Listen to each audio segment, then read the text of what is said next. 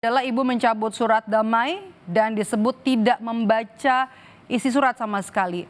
Eh, Bisa diceritakan Bu, memang ada tekanan kah di balik surat damai ini?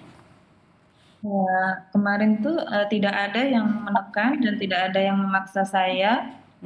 Oke. Eh, ya, namun di balik itu semua batin saya yang tertekan. Oke. Eh, Kuasa hukum Ibu Supriyani, Mas Andre, apa kemudian langkah hukum selanjutnya setelah somasi dari Bupati ini? Iya, somasi itu memang kami terima kemarin ya. Ini juga menurut sesuatu yang tidak berdasar karena kan mereka mempermasalahkan pencabutan itu ya, pencabutan kesepakatan damai. Jadi Ibu Supriyani memang pada saat itu merasakan kondisi yang tertekan ya dan terpaksa karena memang pada saat itu banyak pejabat-pejabat yang hadir dan kesemuanya itu sepertinya mengarahkan supaya Ibu Supriyani berdamai dan menghentikan semua proses hukum yang sementara berjalan. Nah, sementara kan ini Ibu Supriyani kita sementara proses persidangan untuk membuktikan Ibu Supriyani tidak bersalah, kemudian juga kita lagi di proses laporan kode etik pelanggaran ya, baik itu di kejaksaan maupun di kepolisian, sehingga sebenarnya upaya-upaya damai yang dilakukan kemarin itu kalau menurut kami sih lebih kepada sesuatu yang sangat merugikan Ibu Supriyani, seperti itu. Oke. Langkah selanjutnya setelah ada somasi ini bagaimana? Kalau itu sih kami tidak perlu tanggapi ya, karena Oke. kalaupun misalnya bahwa di situ ada permintaan maaf atau ada tuntutan supaya kami mencabut kembali surat itu dan ada ancaman untuk dilaporkan polisi, kami silakan saja karena yang penting bahwa Ibu Supriyani tidak pernah mencemarkan nama baik siapapun ya, karena yang diceritakan Oke. kondisinya Ibu Supriyani adalah kondisi memang yang dirasakan pada saat itu. Oke, saya mau ke Mas Julius. Bagaimana tanggapan Anda melihat somasi yang muncul di tengah jalannya sidang? Ini kasusnya juga kontroversial. Kemudian di tengah jalan, di tengah persidangan ada somasi dari Bupati.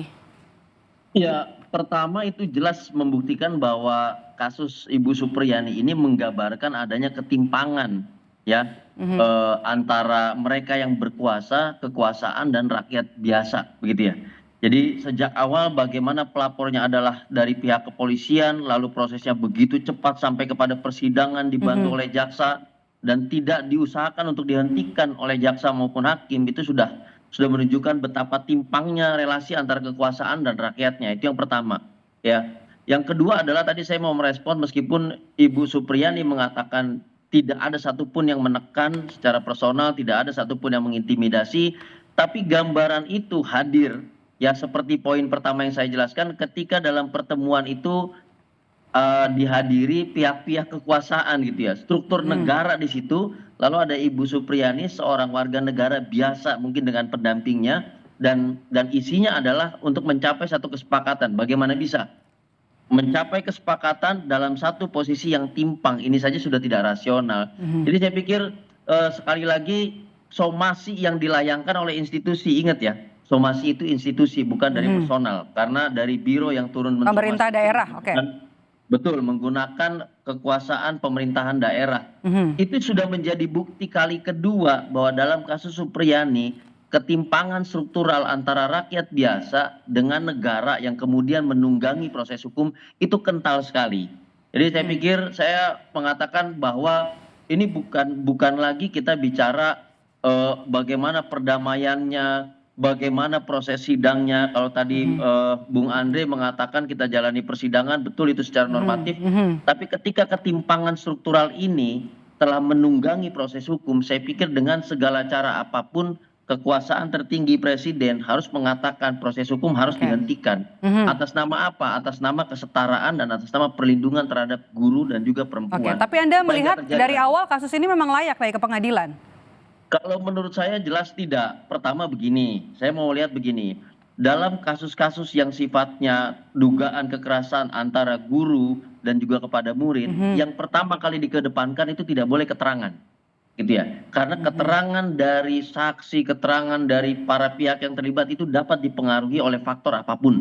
Terlebih lagi keterangannya dari orang yang berkepentingan, terlapor ataupun pelapor. Satu-satunya bukti yang bisa didorong untuk dilihat secara objektif adalah scientific evidences. Nah, alat-alat bukti saintifik ini dari awal tidak terlihat gitu. Oleh karena itu kalau saya perhatikan kemarin ada dokter forensik mengatakan bahwa secara saintifik luka dengan model sedemikian bisa saja dengan alat yang lain, dengan metode pendekatan tindakan yang lain bisa terjadi gesekan, bukan pukulan dan segala macam. Artinya kan ini scientific evidences yang tidak dipertimbangkan di awal sampai harus diperiksa pada saat persidangan. Jadi di situ banyak terletak. Baik, oke. Kalau dalam bahasa pembuktian adalah dia tidak mampu mencapai standar beyond reasonable doubt sehingga pembuktian harus maksimal gitu. Nah, termasuk juga bukti-bukti yang sudah terbukti ya di muka sidang soal pernyataan dari keterangan dari ahli forensik soal luka ternyata bukan karena luka bekas pukulan sapu.